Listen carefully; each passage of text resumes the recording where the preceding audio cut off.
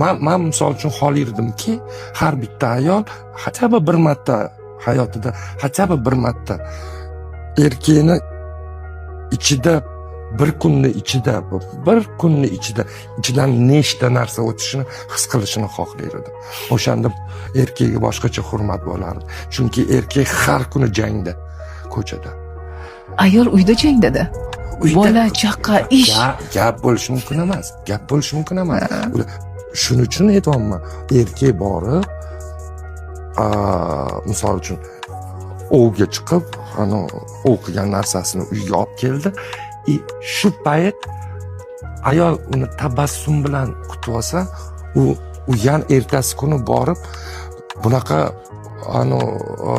hayvondan 10 tasini olib keladi. Конечно. Bizga Shukr. Da, erkakga ko'p narsa kerak emas. Ozgincha hurmat, 7-quloq.